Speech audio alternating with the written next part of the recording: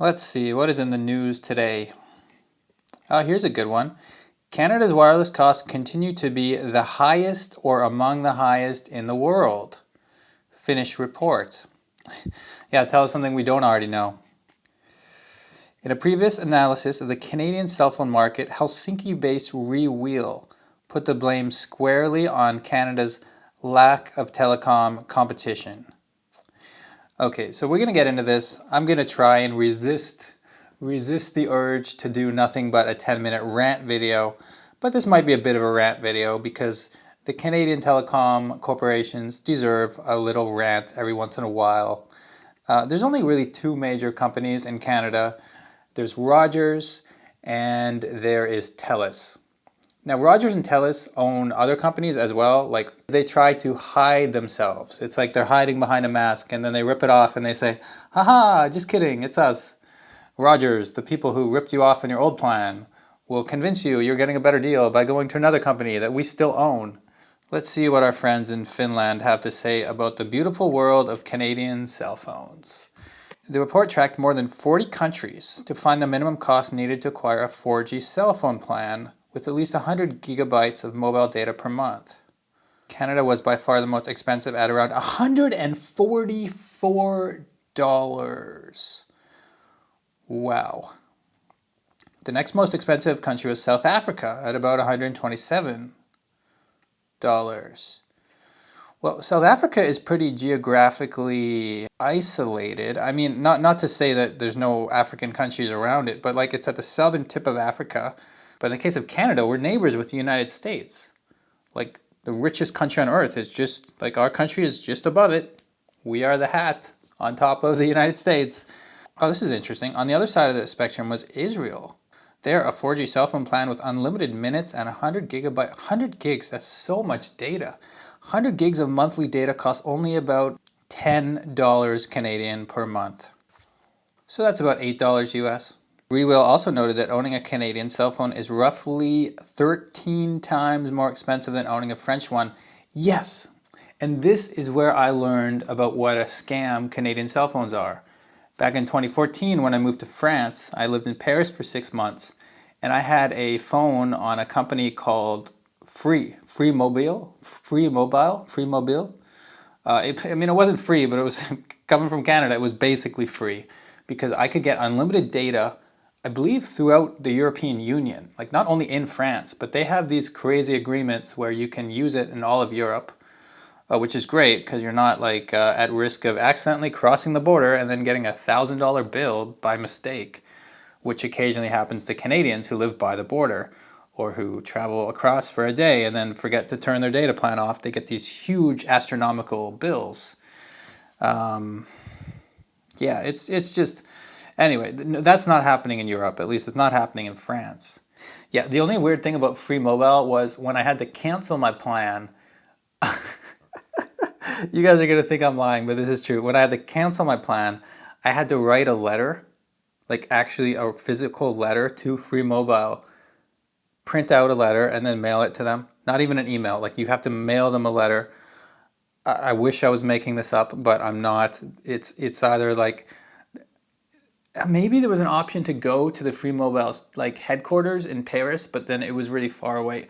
For whatever reason, the only option that made sense was to mail them a letter. And I was just like, wow, so this is a telecommunications company who is forcing me to mail them a letter in 2014. Okay. Paris and France in general really likes its bureaucracy, so that's their problem. But hey, if you're paying 13 times less, and all it means is every once in a while you need to mail a letter, I will mail that damn letter. I will pay 13 times less, and I will mail you all the letters you want, if that's what it takes. Canada's cell phone bills have been topping Rewheel rankings for years. In a dedicated 2019 analysis of the Canadian cell phone market, the group put the blame squarely on the country's lack of telecom competition. Significant structural remedies are required. Canadian system is a de facto network duopoly. Yeah, here's something. Trudeau has promised.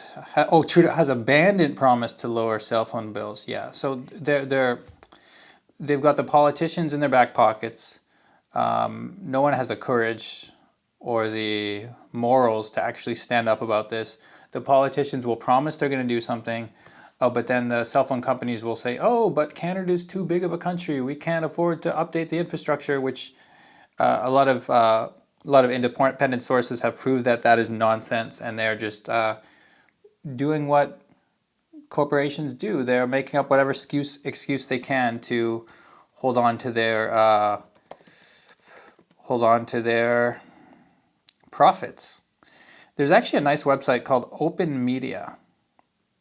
I hope I have this website right. Open Media, Canada's censorship plan.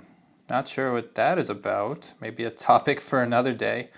But generally speaking, Open Media does a lot of content around ways to pressure the Canadian government to fix our phone plan.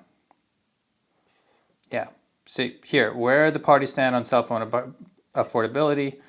Of course, the Canadian election has passed, but it's nice to see a dedicated source to this issue. Let's go back to the article. Did we finish it? Pretty much. Look at this. Loading an hour of Netflix using Canadian mobile data was found to cost an average of $12.55 as compared to 43 cents in Italy.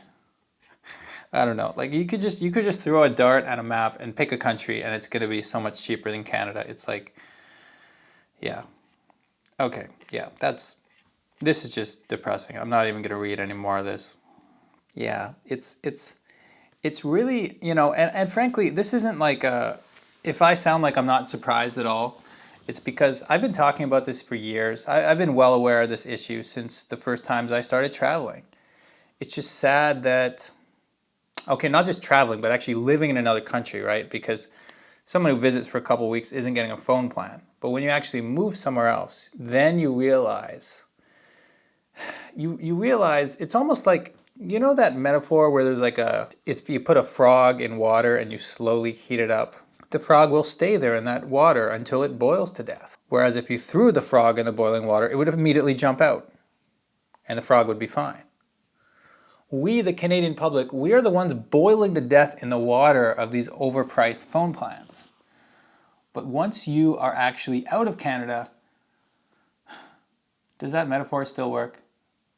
When you're out of Canada, you're not boiling to death. Well, the point is we are frogs and we need to get out of the water, Canadians. Listen to me now. We need to jump out of this water before it burns us all alive. I mean, there's this whole stereotype that Canadians are friendly, and in some ways it's true, in some ways it's false. But what I would say is Canadians are passive. Like, we're a bit too passive about our problems which need to be solved. There's just not enough people who are even aware of this issue. Maybe that's part of the reason I'm making this video, is just to gouge the interest from people who are at home. If you're Canadian, question 1, are you aware that we pay the highest phone rates in the world? Question 2, do you think something needs to be done about it? And question 3, what could be done? That's the other question. And frankly, I understand this video, it's not going to accomplish anything necessarily, but I think it's a conversation that Canadians need to be having